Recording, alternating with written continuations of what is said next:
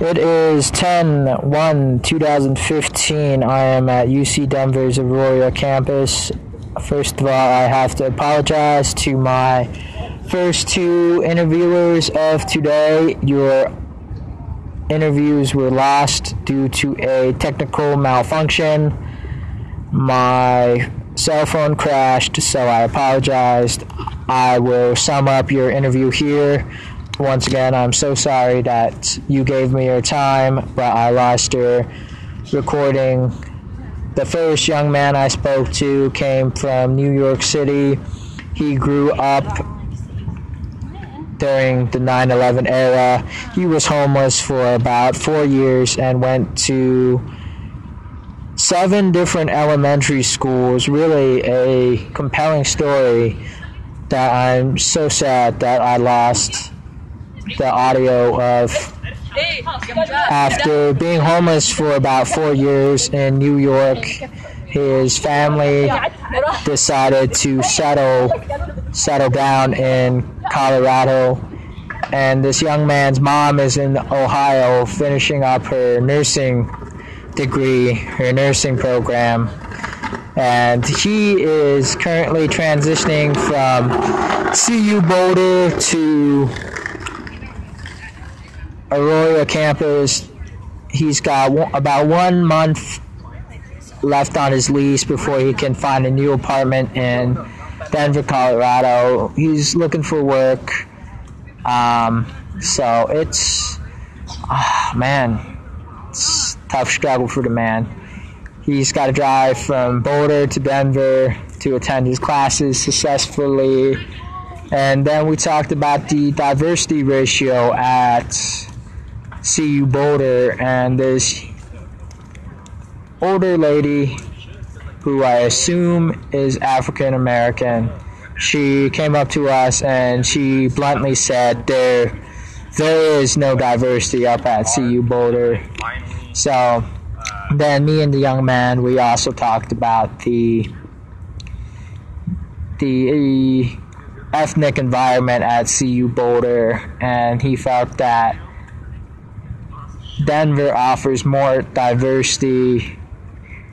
I commented that the more different people you interact with, that brings you down to their level, down to equal ground, down to, just being a regular old human.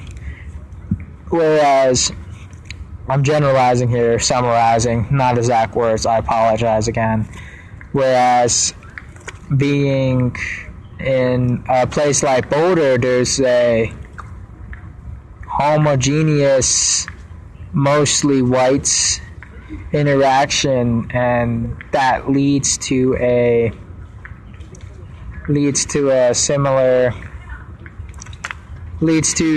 opinions, and nothing really new comes out of it, because if you're white and privileged, then nothing really groundbreaking there. But when you come down to Denver, everybody's got so many different stories and different ideas and life experiences that really contributes to the overall flavor, the development of new ideas. I think my friend said at Oakland High School, I don't know where that is, maybe in California, maybe not, that he took an African ethnic studies, and his teacher he based the class off his personal experience and no textbook, so that gave him a good sense of identity, a good sense of who he was in white America. So I'm very happy he got at least one of those classes in that helped him shape his identity in this melting pot, because it's hard to know who you are until somebody wakes you up from your sleep. So I'm sorry, my man, I lost your interview. And so now the next interview, we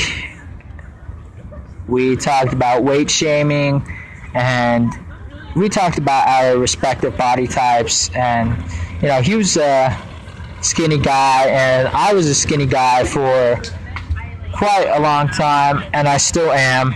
We talked about members of our community, members of our family giving us crap about being skinny, and how that it made us feel bad about ourselves, even though that it wasn't fair. I gave him a friendly warning, like, no matter if you're skinny, normal, fat, muscular, no matter what stage you're in, that people will pressure you to be something you're not. And we went on to talk about how mass media selectively picks out people to show up on TV shows like American Idol or sitcoms, and they're just not showing us the true palette, the true spectrum of the American weight scale. They show us skinny people. They show us their ideal of perfection. And we also talked about media techniques, how they manipulate pictures and photos to skew with our perception. He was a skinny and tall male. He looked perfectly fine, but as I said before, people pressured him to gain weight, gain muscle. He said he wanted to gain muscle specifically, and once again I had to warn him that, like, hey, after you gain that muscle and you start working out, it kind of turns into fat, so you gotta watch out for that, because then you've gone from fat to skinny. Well, I mean, you've gone from muscular to fat, and you're stuck in that cycle where you can never be the appropriate size, because everybody wants you to be something you're not. They want you to be what they see in men's fitness. They want you to be like a male model or something that you're absolutely not. So that's all I really remember for now. I'm kind of burned out. It is October 1st, 2015. We are here on UC Denver's Auraria campus. I apologize to my two previous interviewers. My phone crashed and lost your interviews, so if you're listening to today's interview, I'm sorry I lost your 30 minutes of content. But we are here with another young man to talk about weight shaming, anorexia, and obesity. Have you ever been pressured to lose some weight, sir, or gain some muscle? Do you think that's a problem? Absolutely. My parents actually do it the weight shame me all the time. I mean, they're my parents, of course, but I feel like they are always like, lose some weight, because I have gained quite some weight, and I'm trying my hardest to lose some weight, but it's hard sometimes, Yeah, I feel you. Do you think it's because of college that you're gaining this weight, because of these classes? I do believe that a combination of stress and inappropriate eating habits are getting me sick or making me gain weight. Yeah, I feel ya. And your parents, if you don't mind me asking, sure. Are they obese or are they muscular? They're not. I mean, they're pretty standard for their age. I mean, they've put on quite a bit of weight, but they're pretty standard for their age. I wouldn't say that they're obese or overweight or anything. And so, yeah, and so, that's a shame. And why do you think your parents make you feel this way about your own body? I think you look normal. Whatever normal means. I mean, everyone has a personal definition of normal. I think that my parents are just concerned that at 20 years old, I'm going to be overweight because of my eating habits. I mean, they continuously tell me that at 20 years old, when we were your age, 20, 21 years old, they weren't nearly as overweight as I am. Overweight, exactly. So, I mean, I think that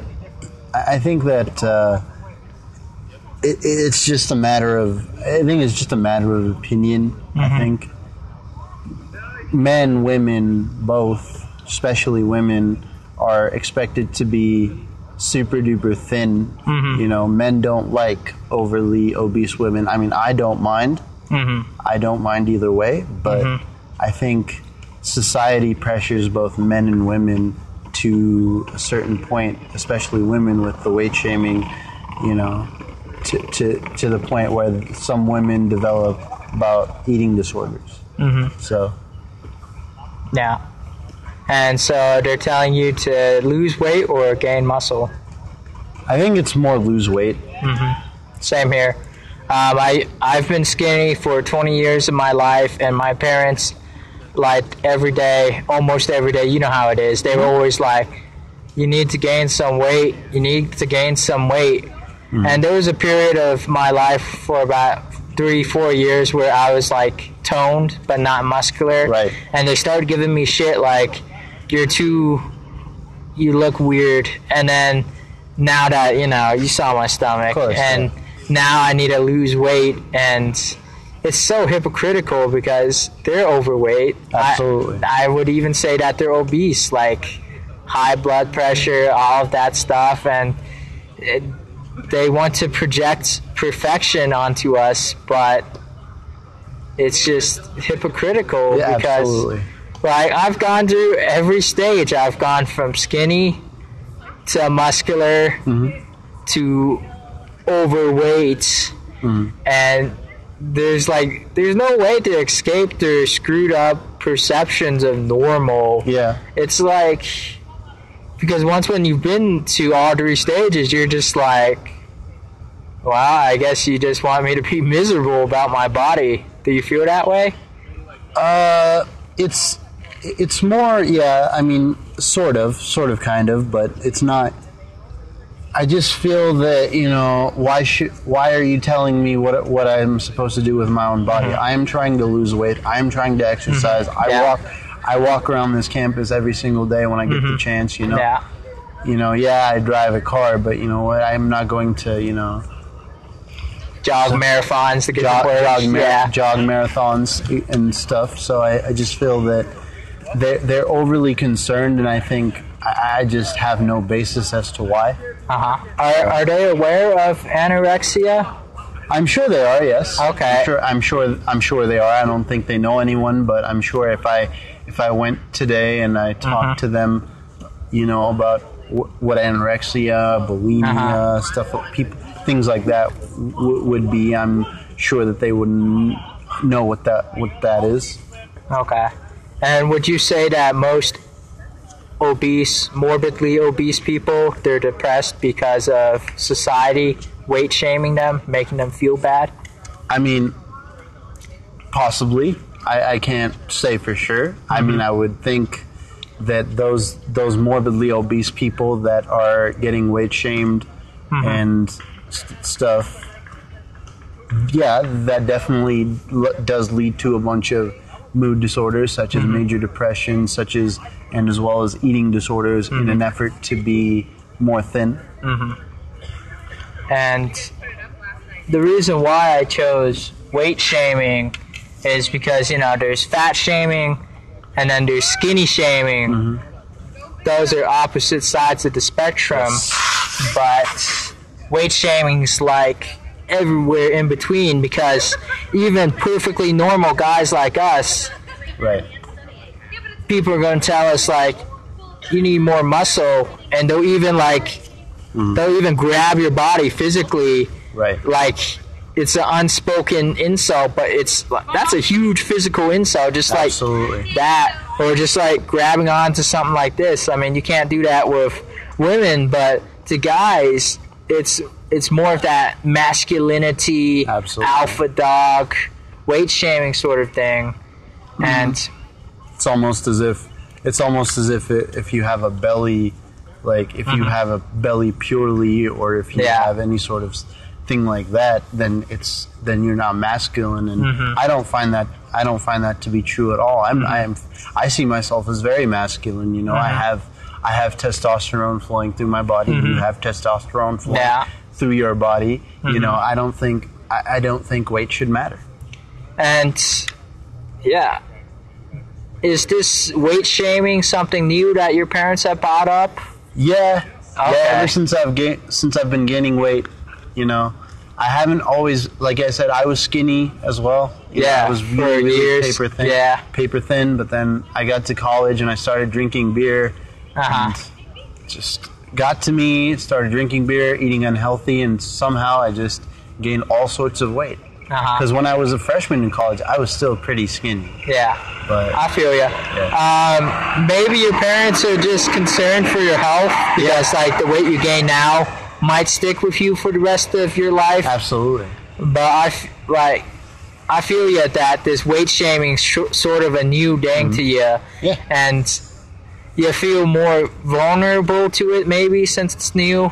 Yeah, I've been dealing with it my whole 21 plus years of life, you know. Right. It's just like, oh great, like you're still saying like you haven't lost any weight, but you're gonna pick on me just so you feel a little bit better. Absolutely. And I'm just like, come on, yo, like this is America, don't kid yourself. Like, I'm not gonna be one of these supermodels.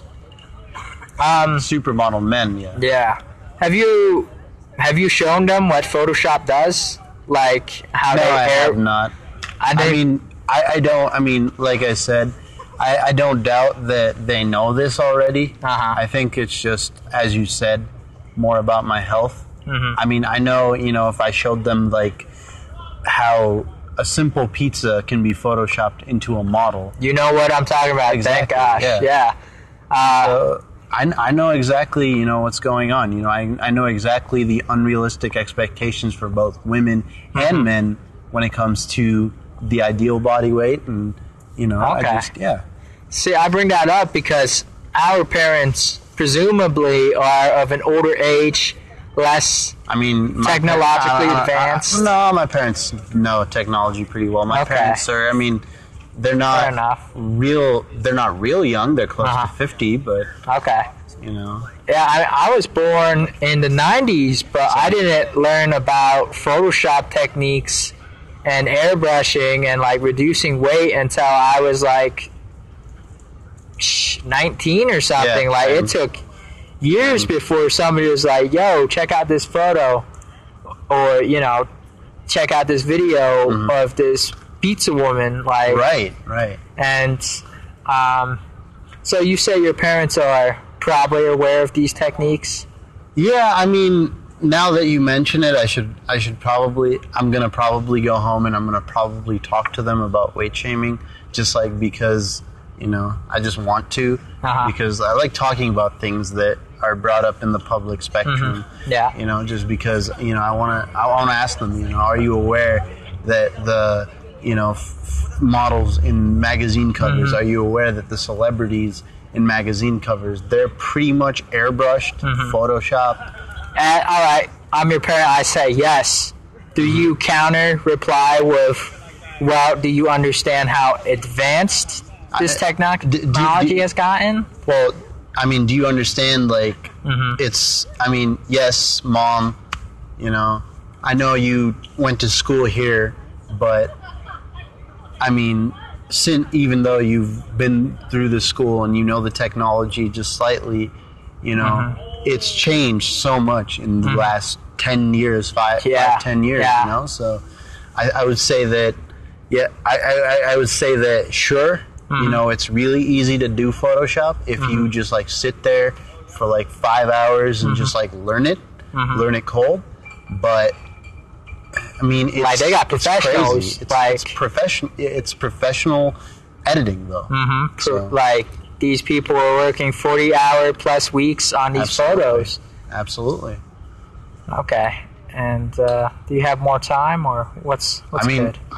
I have as much time as you need to get my opinion from me. All right, let's keep on chatting. Okay.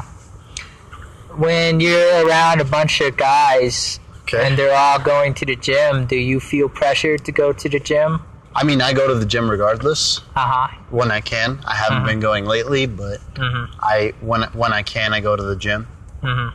So I mean, when I'm with a bunch of my guy friends, they're all super like muscular and like super buff, but like they don't pressure me or anything. They're not like yo, let's go to the gym and let's get buff. Let's get you buff. I mean, they're like, yo, let's go to the gym and work out. But, it's not like, yo, let's go to the gym, get you buff. Yeah, and I know this from personal experience, but some body types literally just don't build muscle. Absolutely. Like, previously when I said I was toned, I meant toned, not muscular. Like, I was doing martial arts, weightlifting, all of that good stuff, but no muscle. Like, my body type just doesn't have, I don't know what you want to call it, the structure, the genetics, I don't know. But it's been 21 years and I know what I know, it's my body. Right. So what do you think about your body? Can you build muscle? Have you tried? I think so. Okay. It just takes a while for me. Like it takes about 2, 3, 4 gym visits consistently. Like a week or like spread out? Spread out usually. Okay. Like, but I try to do it if I go about 3, 4 times a week, I can easily build enough muscle, But yeah, I think I try to go to the gym, but I just don't have time these days. What with studying and stuff, and so I think. I've met many recreational sports majors, and their classes, they're designed to let them exercise all the time. And what's your major? I'm a psychology and communications double major. See, that's a double major. That's twice the load. That's intellectual work. Absolutely. And those classes aren't designed for you to be able to go exercise like rec majors are. Yeah, exactly. But I enjoy it. I get to voice my opinion about things that I truly care about. All right, let's lighten the topic. What are you learning in psychology? Of course, I'm currently finishing up my psychology major. My final class is the psychology of women, and right now I'm learning women in the workplace and how they're treated, and it's just. I don't know. Have you ever heard of the glass ceiling? Oh yeah. Yeah. What do you think about that? So, I think that fat people are trapped under the glass ceiling, and skinny people ride the glass escalator. And I also think that minorities, such as you and I, and white women are also trapped under the glass ceiling. I think I would be inclined to disagree because I feel as though it's not discriminatory, the glass ceiling. I feel as though you can buy into it or not. I feel like most women, they buy into it because we were talking about this. They don't feel they have an opportunity to advance. And in their careers, some get content, some get stuff like that. But I feel like the glass ceiling, in my opinion, is there if you buy into it. Okay, so quote soft jobs end quote, like these soft jobs like being a secretary or a clerical worker. Are those jobs with limited promotion opportunities built in? I mean, unfortunately, yes. Unfortunately, yes. I mean, women in those positions or even in higher up positions understand to a certain point, there's only so high they can go before they hit the glass ceiling. And after a point, they buy into the glass ceiling and they just don't work as hard. Okay, fair enough. And what do you think about the glass escalator? Do you think that... I haven't heard of the glass escalator. Glass escalator is pretty much the opposite of glass ceiling, like, because of your physical traits, like such as being a male or a Caucasian, that you get promoted more and you get paid more. Yeah. I think it's BS. I mean, okay. It's true. It's absolutely true. I mean, like, white males, if you were born in this country and you just happen to be a white male, more power to you. You know, you're automatically going to get the best of the best. Regardless, I mean, if you're a poor white male, no. Yeah. You know, it's pretty shitty for you. But if you're a rich or a middle class white male, you know, the world's in the palm of your hands. Yeah. Pretty more much. opportunities. And I just don't like that. And you said communications, yes? Yes.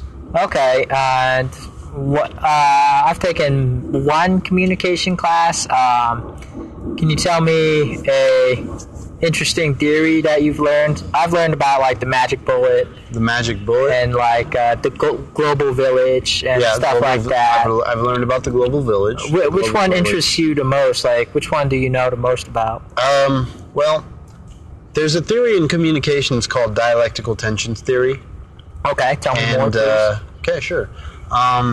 It basically says that there are everyday tensions in families and relationships. So the three basic tensions that they explore is one, autonomy versus connectedness, which is basically one's need for independence versus one's need to stay connected to a larger family unit. Okay. Number two, openness versus closedness. How much do you reveal about yourself versus how much are you closed off? And the third, predictability versus change.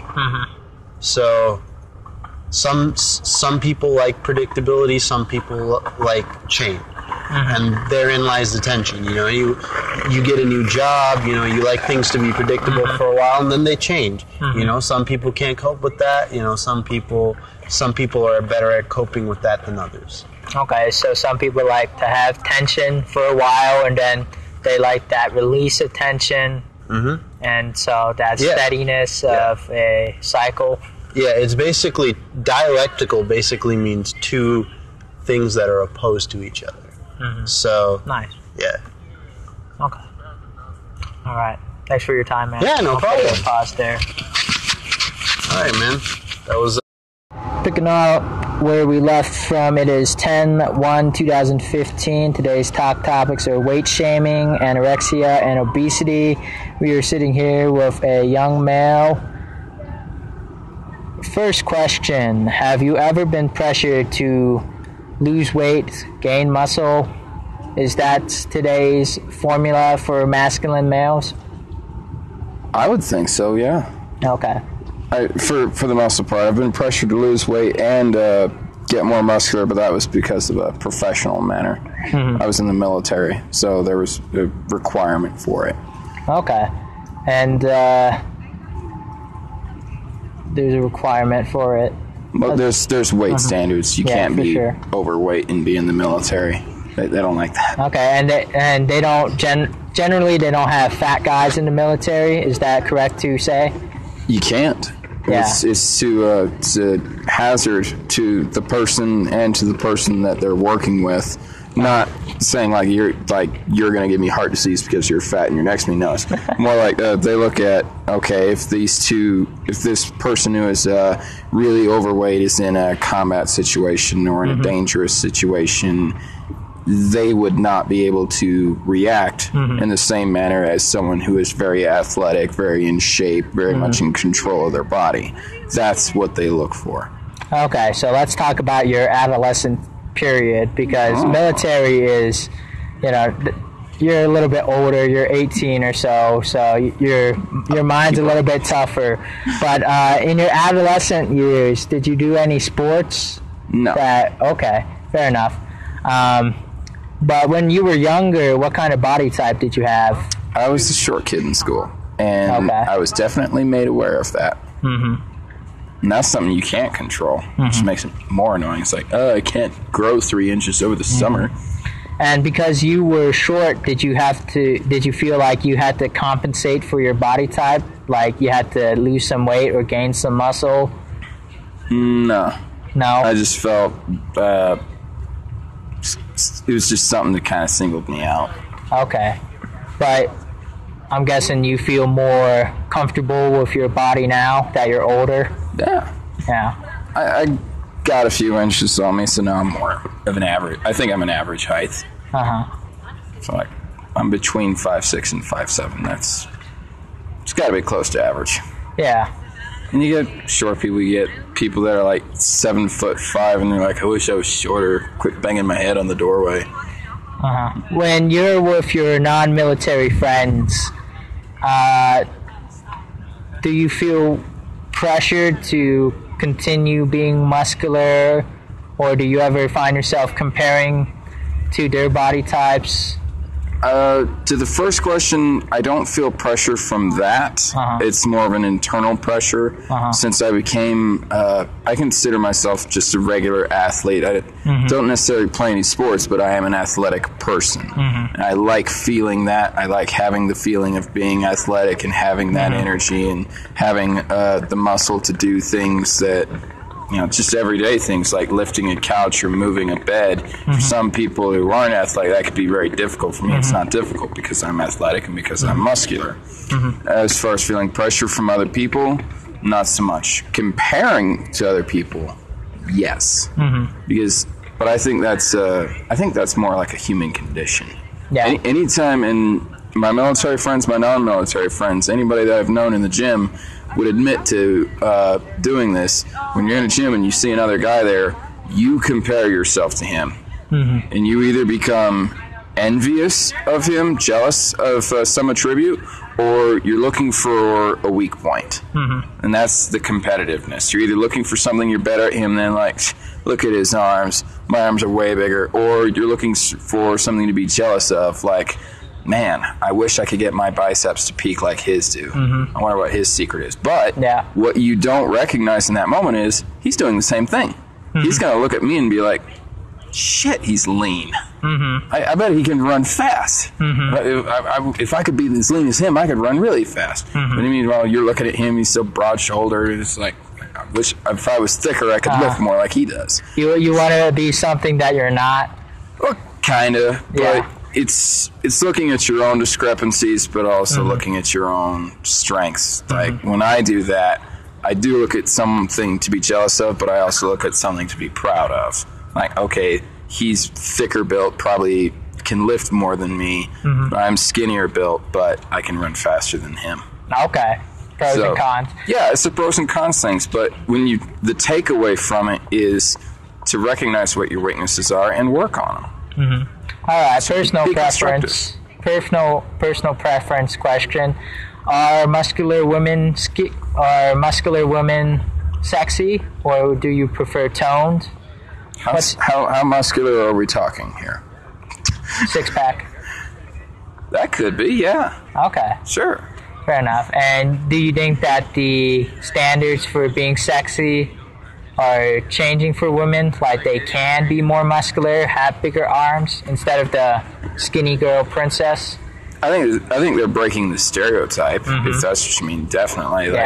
Like, for female bodybuilders, that used to be such an underground, like, I do this hidden away in my cellar basement. It's shameful to be that muscular. It used to be, but now it's become much more of a mainstream thing. I have friends that do it. I have a friend from my high school. Didn't see this coming. She didn't seem that athletic in school, but she's now actually a competitive women's bodybuilder. Same here. I know somebody. So it's changing for sure, but at the same time, you have people with different tastes. It's good to hear. So,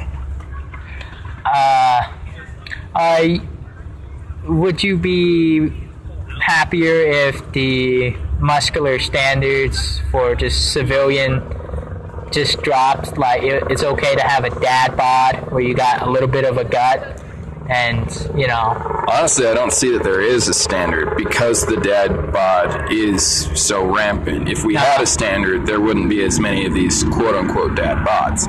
My concern with it, though, isn't so much it's not aesthetically pleasing.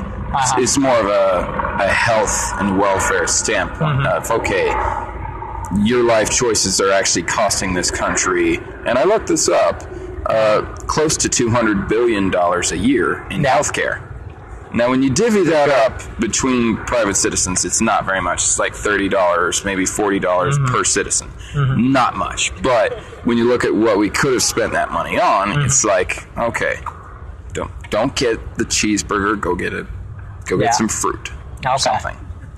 And sorry, the caveat to that is the number of people that are becoming sick, that are getting diabetes, heart disease, certain types of cancer are more common with obese people. And when you say dad bod, I think back to parents. Like, parents aren't enjoying time with their kids as much, either because maybe you don't have time, but if you're a really heavier person, are you more or less likely to go out and play baseball with your son? I think the answer is obviously you're less likely. Likewise for, okay, mom, take us to the swimming pool. Maybe mom doesn't want to because she's less comfortable in her body to get in the pool, or maybe she can't swim to begin with. Versus you look at your athletic people who are... I'm not saying everyone should be a bodybuilder. That's not... I don't think that's a realistic expectation. But to be reasonably athletic, to at least try and keep things in check, sure, there's no reason we can't do that. I was going to ask something. Has technology affected our health, our lifestyles? Yes and no. Okay.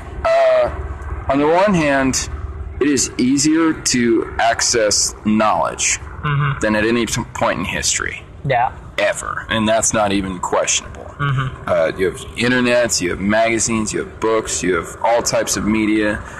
If you want answers, if you want help in losing weight or in gaining muscle or being athletic, there's never been a better time to learn. Because there's never been a time when you had so much knowledge available to you. Okay? Now, the other side of that coin is, people are using escalators more and more. And it's like, okay, escalator, it sounds great in theory. It's like, okay, someone with a bad knee, maybe it'd be great for them. But people will take escalator every chance they get. You see, people will use technology to get out of doing things whenever they can. All right, shop online. Why go to the store? I can shop online, do it all there. So I know it's not really the greatest example, but there are pros and cons to it. I'm thinking about it, and you bring up a good point, because whenever you go to the airport or a shopping mall, like the stairs, they're dead empty. Like you can go sledding on them. Like our own local airport, they have it's just a treadmill is really all it is. It's just a belt. It doesn't go anywhere. It's on flat ground, and it just makes you go a little bit faster. The last time I was there, I actually walked around the thing, and I did this deliberately to test a theory. I actually walked faster than the person that was walking on it. So they were moving on the treadmill and walking. Standing there, right? Well, no, they weren't just standing. They were walking on a moving belt, and I was able to walk faster.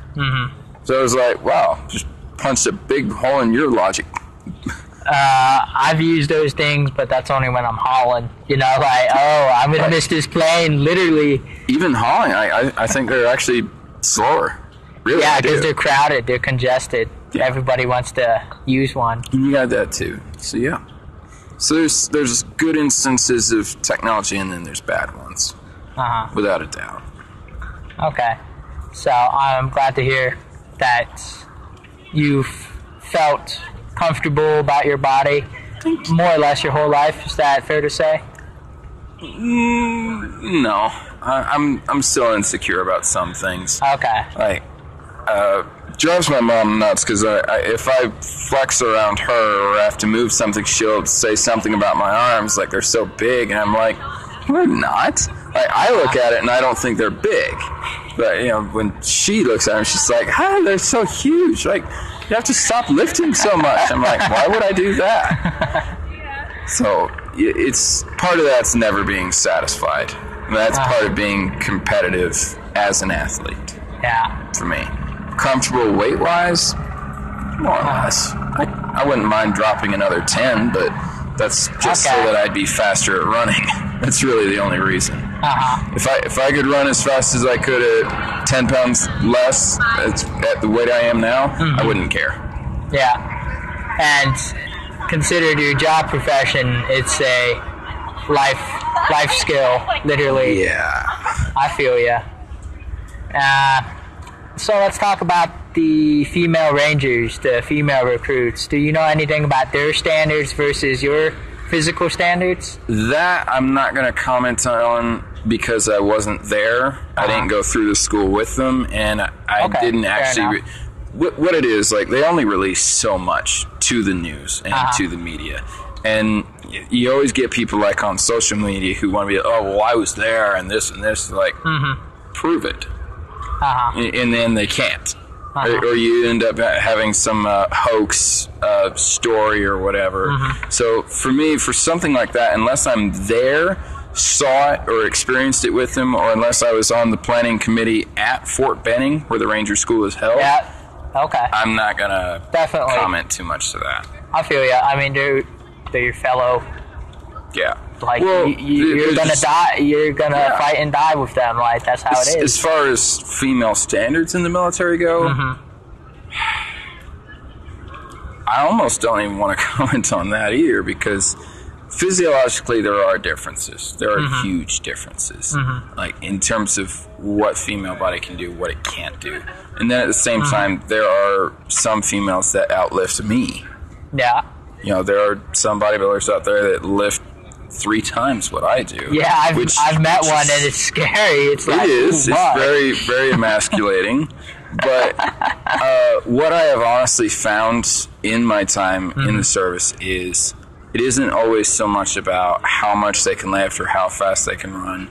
There's a lot of character questions that have to be answered. As far as who I would trust with my life, what caliber of character do they have? I like your style of thinking. What caliber of professionalism do they have? What caliber of knowledge do they have? Like, okay, let's say I'm the wounded person.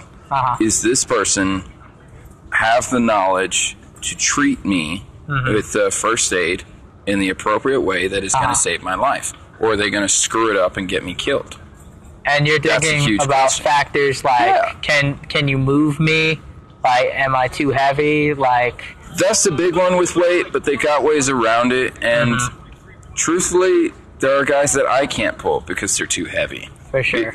You know, if you're in that situation, what people fail to think about in the civilian world, you have all that gear on. It's at least 50 pounds or more extra on the body. So I've got an extra 50 pounds, he's got an extra 50 pounds. So when I go to drag him somewhere, it's hard. Is it teamwork that comes in? You're like, hey, I need your help. We got to move them. It is teamwork. Everybody wants to think that it's this whole Rambo montage of I lift a person with one arm and hold a machine gun with the other and just shoot people. But that doesn't happen. It is a teamwork thing. You have people laying cover fire. You have people to go and help you grab somebody and pull them to cover, or lift them up, carry them on a litter. Litter's a 4-man team. All right, and the operative word there, team. Team, for sure. I've seen women do it, and there's very. You're good. Most of the things we do are very technical, so. There's very much a teamwork aspect to it, and there's a technical aspect to it. Are you a team player who can follow directions or give directions if need be? And are you professional enough to pay attention to the technical things? For sure. And I like machine guns. Do you have to be physically fit to control the aim and rate of fire? Helps. Yeah, for sure. Okay. It helps, but There's more to it than just doing all of that. All right. Thanks for your time. It's been about 15 minutes. I'll pause.